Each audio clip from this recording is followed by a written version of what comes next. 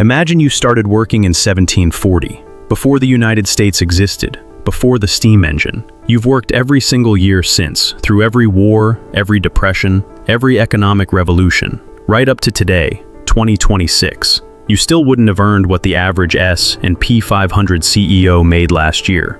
CEO pay in 2024, $18.9 million average. Median worker pay, around $49,000. That's a ratio of 281 to 1. At median wages, matching 1 year of that CEO's compensation takes 284 years of continuous labor. This isn't a political argument, it's arithmetic. And that number is the first piece of a much larger pattern, one that has quietly turned hard work as a reliable path to wealth into something that no longer adds up.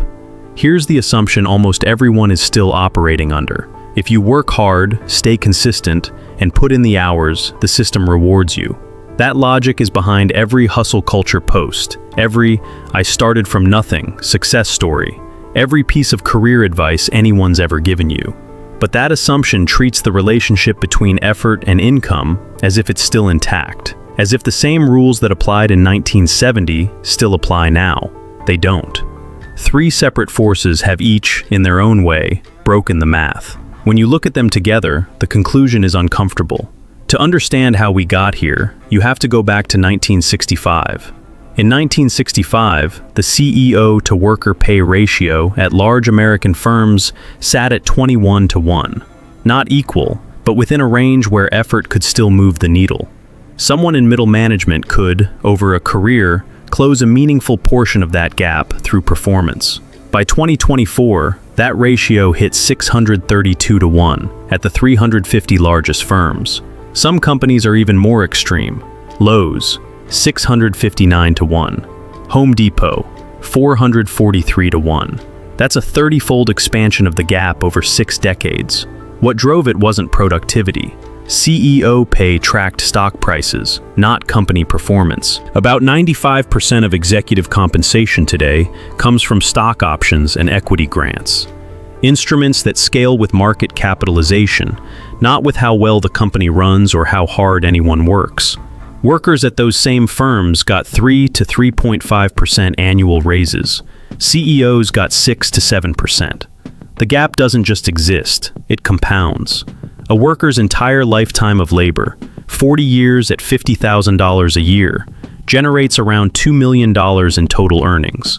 That's less than 2 months of the CEO's annual compensation. The system isn't rewarding effort differently. It's rewarding a different variable entirely: proximity to capital allocation decisions. That's the first force. Here's the second. In 2025, companies using generative AI saw real productivity gains. The Federal Reserve Bank of St. Louis found workers saved an average of 2.2 hours per week. MIT studies showed up to 40% improvements in certain task performance. Some complex task completion times dropped by 80%. This sounds like good news for workers. More output, less time. That should translate to higher wages. It didn't. Revenue per employee in high AI exposure sectors grew from 8.5% to 27% between 2018 and 2024. Wages in those same sectors moved around 4 to 5%. The productivity gains went almost entirely to corporate profits. This is what economists call decoupling, when value creation and labor compensation stop moving together. It's not new. Since 1973, U.S. productivity has grown 140%. Worker pay has grown 45%. AI didn't create that gap, it accelerated it. Here's why the math gets particularly brutal at scale. AI processes tasks at near zero marginal cost after the initial development investment. One instance can outperform 100 workers in certain tasks at roughly 1% of the ongoing cost. Human labor represents about 60% of a company's variable costs. AI's variable costs approach zero. When a company can produce the same or greater output with fewer human hours, there's no competitive pressure to pass those savings back to the workforce. The savings go up. Worker leverage goes down. The third force is the one most people feel but can't quite name. Even if wages did grow faster, The assets those wages are supposed to buy have inflated at a separate, faster rate. In 1970, the median American home cost around $25,000. Median hourly wages were about $3.60. That means buying a house cost roughly 6,900 hours of labor, about 3.3 years full-time. By 2026, median home price, $428,000. Median hourly wage, $32. Hours required, 13,375. 6.4 years. Housing prices have risen 17 times since 1970. Wages have risen about 9 times. The hours needed to buy a house nearly doubled. College tuition over the last 2 decades rose 84% after inflation. Wages for college graduates rose about 5%. Healthcare costs have grown faster than wages every decade since 1970. The things that build long-term financial security, a home, an education, healthcare, are inflating at rates wages can't structurally match. This is the asset-labor gap. You can earn more in nominal terms and still fall further behind in real terms, because the finish line moves faster than the paycheck. So is any of this solvable through individual effort? Here's where the data gets more nuanced.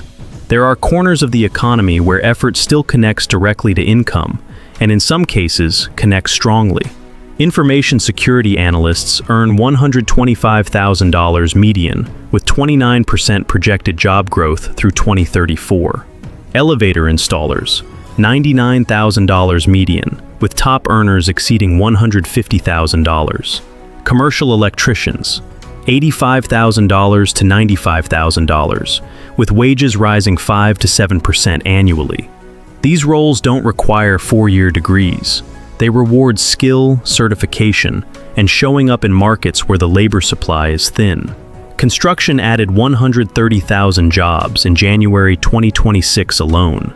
Trade wages are rising at 5 to 7% per year, against a 3% overall average.